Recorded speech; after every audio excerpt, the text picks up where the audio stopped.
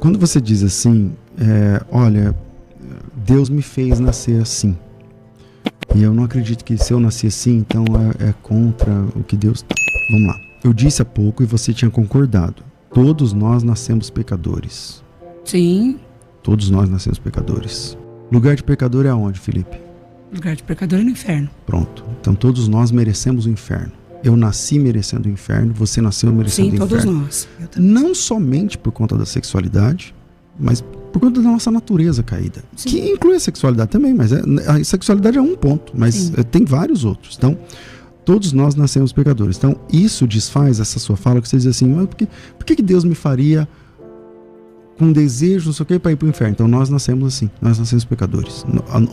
Para nós, o pecado é natural.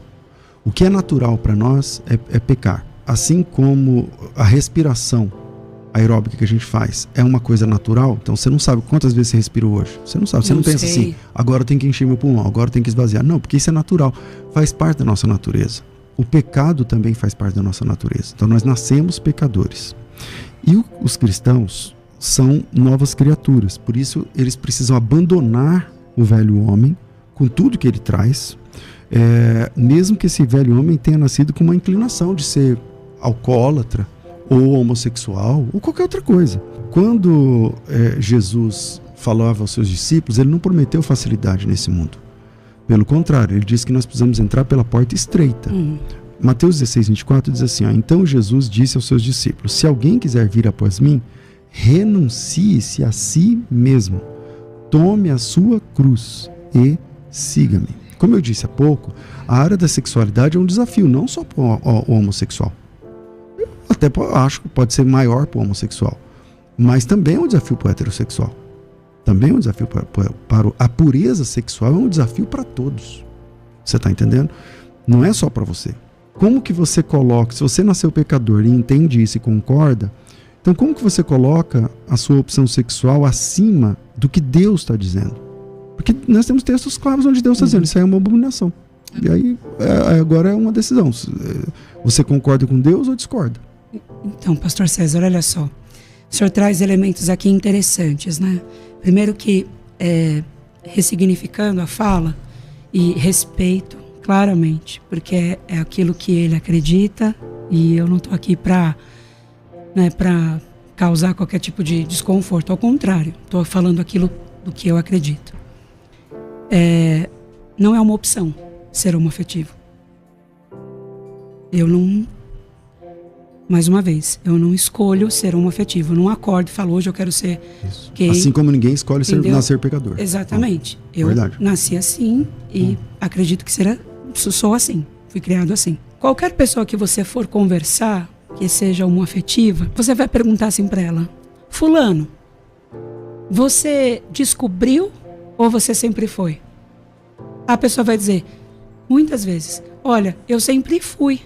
E muitas vezes também a pessoa namorei pessoas. Tem várias. Existem. Eu, Felipe, pastor.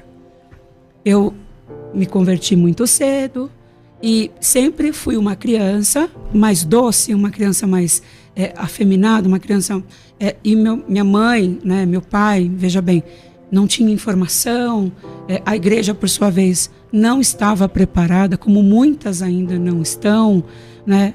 Diferente do posicionamento do pastor César, que brilhantemente colocou aqui, né, que a igreja pode receber os homoafetivos, eles serão acolhidos ali, eles poderão assistir o culto, mas não poderão ingressar o chamado. Mas a igreja hoje ela não está preparada para receber o homoafetivo. Então, assim, não se trata sobre eu ir contra a Deus, eu nasci assim. Tem um livro chamado Atração por Pessoas do Mesmo Sexo e a Igreja. Ele vai falar sobre a plausibilidade do celibato, do Ed Shawn. Ed Shawn é um pastor que tem atração por pessoas do mesmo sexo, mas ele nunca teve relação com pessoas do mesmo sexo.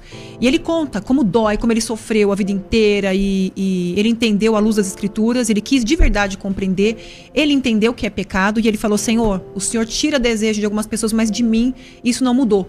Então o que eu faço pelo Senhor é me entregar no celibato. Ele nunca teve relação com ninguém, nem com homem, nem com mulher. Ele é celibatário e ele conta nesse livro 9 erros que a igreja comete no acolher da dor dessas pessoas. É muito interessante a possibilidade do celibato. caso você entendesse nas escrituras de que é pecado, ainda que você se identifique, ainda que você sinta esse desejo, mas você entendendo na escritura que é pecado, existiria amor por Jesus suficiente para você viver um celibato, por exemplo? Camila, eu acho que ninguém tem o poder de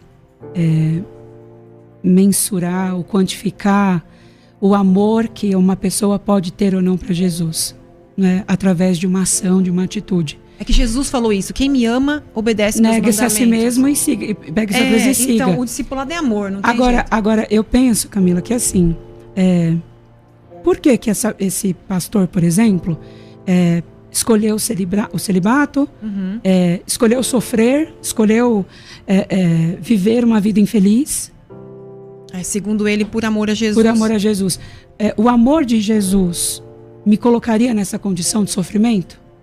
Então, eu penso, eu vou neste lugar, entende? Bom, então, vamos lá. Jesus nos chamou para sermos suas testemunhas. E a palavra testemunhas no texto grego lá é mártir. Significa que o chamado de Jesus para nós é o chamado para o martírio. Os primeiros cristãos tiveram de perder a vida por causa do evangelho. Aliás, não somente os primeiros cristãos, mas até o dia de hoje. Os últimos números, você tem aí mais de 150 mil cristãos são mortos por sua fé anualmente. Sim. Então, essa sua fala não encontra contexto na história. Porque, tipo assim, mas será que Jesus me chamaria para negar tal? Então, é justamente esse o chamado de Jesus em Mateus 16, o texto que eu li. Ele diz assim: se alguém quiser vir após mim, renuncie-se a si mesmo, tome a sua cruz e siga-me. Porque aquele que quiser salvar a sua vida, a perderá. E quem perder a sua vida por amor de mim, a achará. Pois o que aproveita o homem ganhar o mundo inteiro se perder a sua alma? Então, você diz assim, olha, não dá para saber se é ou não, só no juízo. Então, não, dá para saber sim, temos a Bíblia. Se a Bíblia é a palavra de Deus, então ela tem de ser a regra. Aí a questão é se a interpretação sua do que se você considera a Bíblia a palavra de Deus, já era, acabou. Então nós temos uma regra. Aí vamos tratar agora da interpretação da regra. A regra é a palavra, a Bíblia é a palavra, é a regra. A questão é, se a sua interpretação estiver equivocada, então você está no inferno no final. Se a sua interpretação não estiver equivocada, então há espaço na graça para alguém que não quer abrir mão de uma sexualidade que a Bíblia discorda. Teologando nos textos, indo para os textos, qual é o texto que você acha base para isso? Porque todos os textos que nós apresentamos aqui são contrários, né? Qual é o texto que acha? Que você fala assim, esse texto aqui, ó. Pastor César, eu comecei a minha fala aqui trazendo o versículo que está lá escrito em 1 Pedro 2, 9 e 10, né? Todas as vezes que nós terminamos e encerramos um culto lá na Contemporânea, a gente professa esse versículo. 1 de Pedro 2, 9 e 10. Vós, porém, sois raça eleita, nação santa, povo de propriedade exclusiva de Deus, né? A fim de proclamar as virtudes daqueles que vos chamou das trevas para a sua maravilhosa luz. Vós sim que antes não erais povo, mas agora sois povo de Deus, que não tinhas alcançado misericórdia, mas agora alcançaste misericórdia. Eu acredito nessa promessa. Eu acredito nesta graça que me alcança. Eu acredito que eu sou amado por Jesus. Eu acredito que eu sou aceito por Jesus. Eu não posso, em nenhum momento, Pastor César, e respeito, assim, imensamente a fala do Senhor, a opinião que o Senhor tem.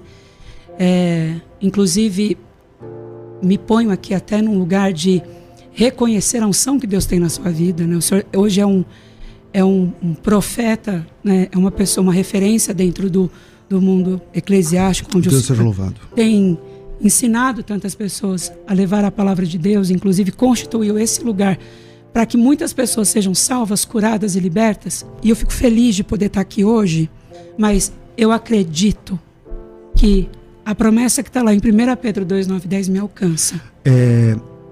Curiosamente, você já leu a 2 de Pedro 2, 9 e 10? Já. Porque você está falando na 1 de Pedro. Quando termina o culto, vocês leem 1 de Pedro 2, 9 e 10. Mas a 2 de Pedro 2, 9 e 10 diz assim, ó: o Senhor sabe livrar da provação os piedosos e reservar sob castigos injustos para o dia do juízo. Especialmente aqueles que seguindo a carne andam em imundas paixões, considerando como prazer a sua luxúria carnal em pleno dia, quais nódoas, deformidades. Bom, eu falei que era 9 e 10, mas eu estou lendo até o 13. Acho que fica claro aqui, infelizmente nosso tempo é curto, eu quero agradecer. Não quis ser descortês, nem desrespeitoso com você, de forma pessoal, alguma, embora eu pense completamente diferente, mas o nosso debate é sempre no campo das ideias. Felipe. O senhor sempre foi, desde o primeiro contato, muito cortês, muito gentil, muito respeitoso. E você também respeitoso. é um rapaz maravilhoso nesse quesito do respeito. Obrigado. Obrigado.